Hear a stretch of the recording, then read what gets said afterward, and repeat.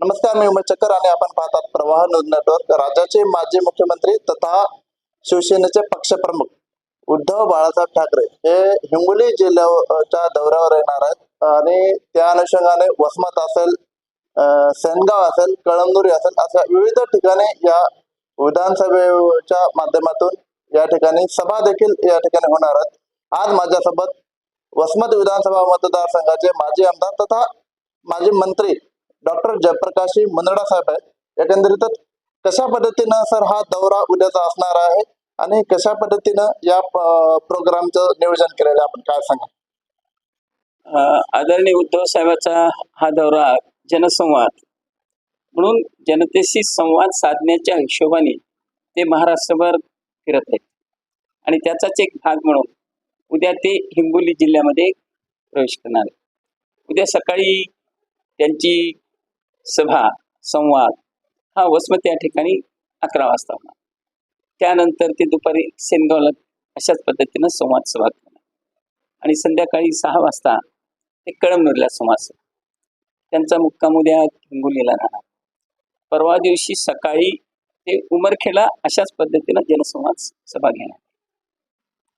एकंदरीत लोकसभा निवडणुकीचे वारे सध्या वाहू लागले असताना भूमिपुत्र हा विषय सध्या चर्चेला जातोय की हिंगोली लोकसभेचा जो येणारा खासदार असेल त्याच पद्धतीनं हा भूमिपुत्र असला पाहिजे, म्हणजे लोकसभा मतदारसंघातील असावा, स्थानिकचा नेता असावा. याच यादीमध्ये सर्वप्रथम आपलं नाव घेतलं जातंय. हिंगोली जिल्हाभरात तथा माहूर असेल, उमरखेड असेल, त्याही हदगाव असेल, त्याही भागामध्ये डॉक्टर जयप्रकाश मुंदडा याच नावाची अशी चर्चा होते. कसं बघता सर याकडे? अगदी बरोबर आहे. कारण लोकसभेसाठी मागच्या लोकसभेच्या निवडणुकीच्या वेळी देखील माझी मागणी होती आणि त्यावेळेस लोकसभेच्या उमेदवारीसाठी पक्षाकडे मी एकटाच उमेदवार होतो. जवळजवळ हे फायनल झालेलंच होतं असं मला वाटतंय, पण काही कारणास्तव हे झालं नाही आणि म्हणून मी याही वेळेस या उमेदवारीवर दावा सांगितलेला आहे. मी उद्धव साहेबांना आग्रहाची विनंती करत असतो की यावेळी मला डावलू नका, मला आपण उमेदवारी द्या.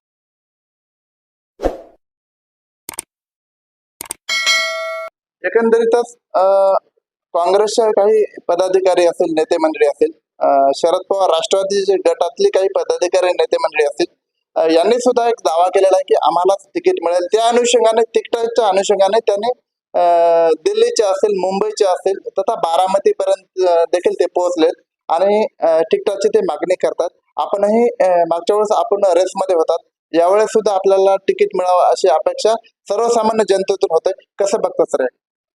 बघा, सध्याच्या परिस्थितीमध्ये NDA ही आघाडी आहे, इंडिया आघाडी, आणि या इंडिया आघाडीमध्ये काँग्रेस, शरद पवार गटाचे राष्ट्रवादी आणि उद्धव बाळासाहेब ठाकरे यांची शिवसेना हे 3 पक्ष आहेत. आणि म्हणून याच्यातला प्रत्येक पक्ष प्रयत्न करतो की हिंगोलीची जागा आम्हाला सुटली पाहिजे, म्हणून हे सगळेजण प्रयत्न करत असतात. पण मागच्या काळापासून आपण पाहिला तर या मतदारसंघामध्ये, लोकसभेच्या मतदारसंघामध्ये शिवसेनेचंच वर्चस्व राहिलेलं आहे आणि म्हणून ही जागा शिवसेनेला सुटणार आहे. मला वाटतंय आज ते फायनल सुद्धा झालेलं आहे अशी माझी माहिती आहे.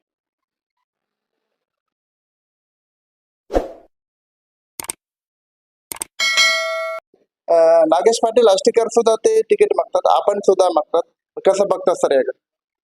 बघा, तिकीट मागायचा प्रत्येक त्या पक्षाच्या कार्यकर्त्याचा अधिकार, म्हणून याही पक्षामध्ये बरेच जण तिकीट मागतात. मग नागेश असो, रुपालीताई असो किंवा मगरजी असो, संतेशजी असो, हे सुद्धा मागणी करतायत. पण मी सर्वांनाच ही विनंती करतो की या 30 वर्षात मी जे शिवसेनेचं काम केले आणि पक्षामध्ये सिनियर मोस्ट म्हणून मी आहे, एकनिष्ठ आहे आणि म्हणून माझा पहिला हक्क होतो आणि म्हणून माझा आग्रह आहे साहेबांकडे की यावेळेस मला डावलू नका, मला आपण उमेदवारी द्या. 100% ही जागा शिवसेने उद्धव बाळासाहेब ठाकरे या शिवसेनेची निवडून आणण्याची जबाबदारी. शिवसेनेला मागच्या वेळेस सुद्धा जागा सुटली होती. त्यानंतर यामध्ये दोन भाग झाले, शिंदे गट असेल, उद्धव ठाकरे गट असेल. तर मागच्या या मध्यंतरीच्या या काळामध्ये विद्यमान खासदारांनी कशाबद्दल कामकाज केलं असं वाटतं का आपल्याला? या 5 वर्षाच्या काळात माझा त्याचा कधी संबंधच आला नाही.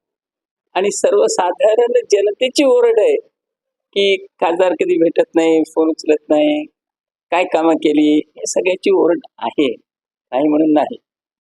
आणि म्हणून लोकांच्या मनामध्ये जी भावना आहे की बाबा बऱ्याच काळापासून बाहेरच्या जिल्ह्याचा उमेदवार या जिल्ह्यावर लादला जातो, हिंगोली जिल्ह्यावर, परत तो राहत नाही, निघून जातो.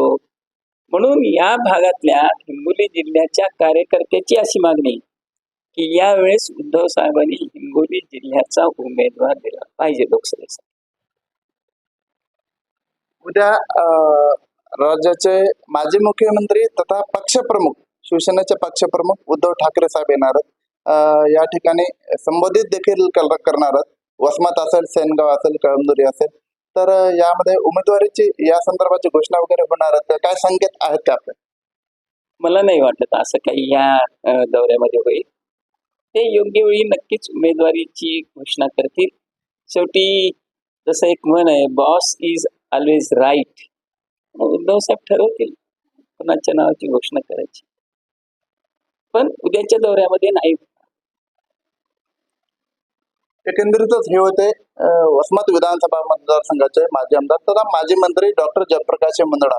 मागच्या अनेक वर्षापासून शिवसेनेमध्ये एकनिष्ठपणे त्या पद्धतीने कामकाज करत सर्वसामान्य गोरगरिबांचे प्रश्न सोडवण्याचं त्यांनी आजपर्यंत जे काम केलेलं आहे आणि त्याच माध्यमातून आजच्या घडीला जो वसमत असेल, सेनगाव असेल, कळंदुरी असेल, हिंगोली लोकसभा मतदारसंघात स्थानिकचा आम्हाला खासदार पाहिजे, आम्हाला भूमिपुत्र खासदार हवा, अशा पद्धतीची ओरड होताना देखील आपण ऐकतो आणि त्या पद्धतीने आपण पाहिलं असेल.